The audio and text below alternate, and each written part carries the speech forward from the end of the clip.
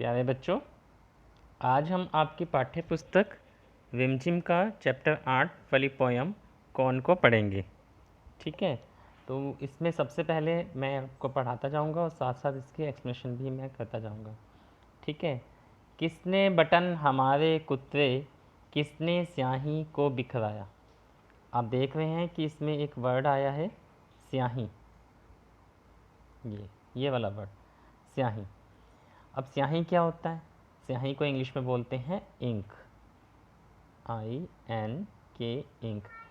Ink क्या होती है? जो पेन में भरी जाती है, जिससे आप पेन से लिखते हैं। इससे आगे चलते हैं।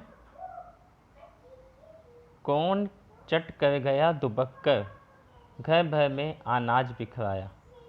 अनाज आप जानते हैं घर में अक्सर रखा रहता है, गेहूँ होती है, चावल होते हैं, जिसको हम अनाज बोलते हैं।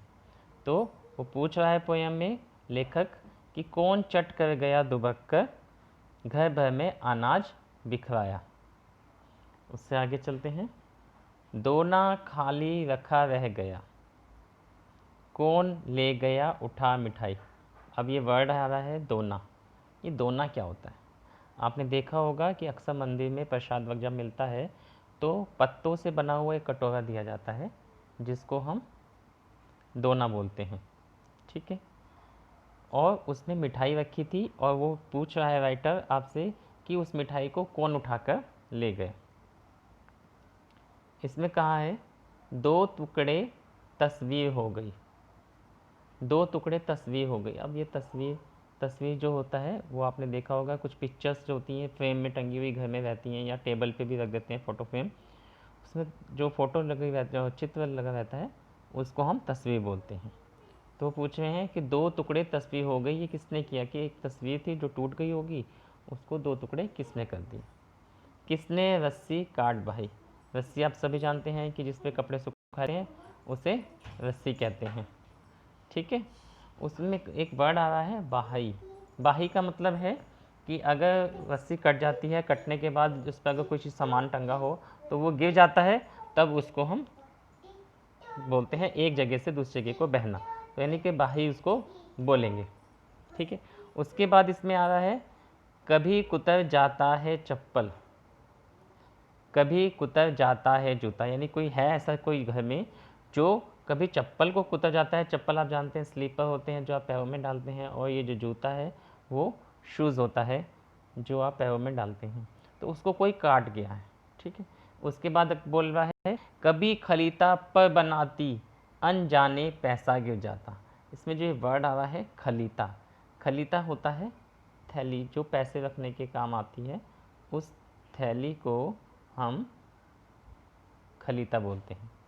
अनजाने, अब इसमें वर्ड है अनजाने, अनजाने पैसा गिर जाता। अनजाने क्या होता है? तो अनजाने का मतलब है कि जब हमें कोई चीज़ पता ना हो और हमारे बिना पते कोई काम होता हो तो उसको हम कहते हैं अनजाने, यानी कि हमारे बिना हमें पता लगे और पैसे गिर जाते हैं। ऐसा कौन है जो कर देता है। ठीक है। इसके बाद उसने बोला है, लास्ट पहले में हम चलते हैं इस पेज के, किसने जिल्त काट डाली है। जिल्त, अब जिल्त क्या होता है? जिल्त वो होता है जो आपकी कॉपी पे जो कवर चढ़ा रहता है। ठीक है। कई बार गत्ते का कवर चढ़ा देते हैं, पन्नी से कवर कर देते हैं, तो जो भी कवर होता है चढ़ाया जाता है कॉपियों किताबों पर, उसे जिल्त बोलते हैं कि वो जिल्त किसी ने काट डाली है। बिखर गए पोथी के पन्ने। अब यहाँ पर एक वर्ड आ रहा है पोथी। अब पोथी क्या होता है? पोथी होता है किताब, जो घर में जैसे महाभारत रामायण जैसी किताबें रखी रहती हैं मोटी मोटी, उसको हम पोथी बोलते हैं। तो वो है किताब। ठीक है।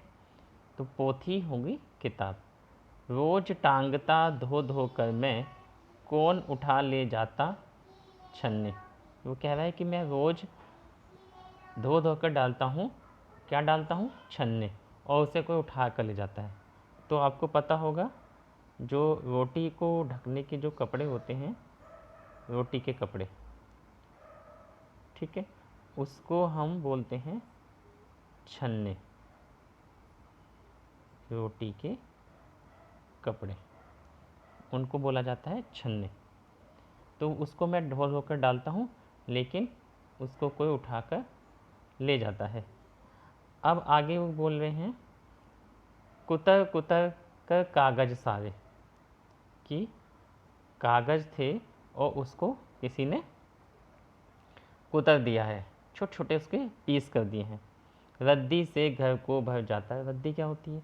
अब रद्दी वो होती है जब बहुत सारे वेस्ट पेपर हमारे घर में इकट्ठे हो जाते हैं तो उसको हम बोलते हैं रद्दी।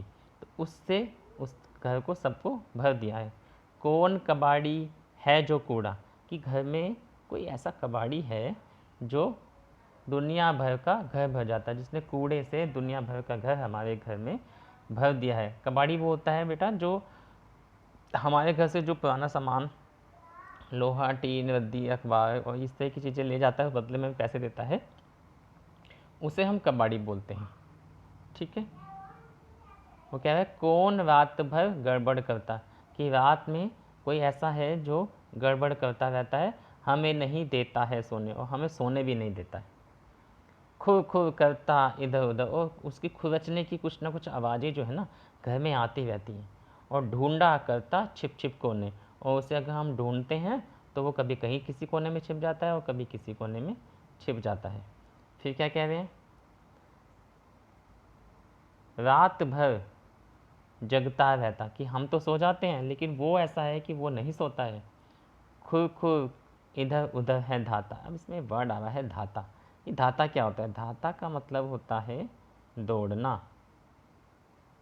ठीक है, दौड़ना। ठीक है। तो वो कह रहा है बच्चों उसका नाम बताओ, कौन शरारत यह कर जाता है, कि ये शरारत कौन कर जाता है, उसका नाम बताओ।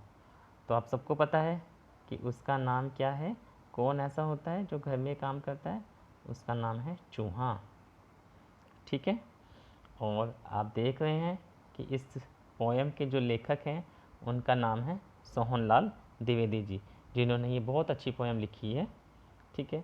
तो आपको इसका अर्थ समझ में आ गया होगा अच्छे से। मैं उम्मीद करता हूँ कि आप इसे ध्यान से पढ़ेंगे और इसे समझेंगे। Okay, thank you.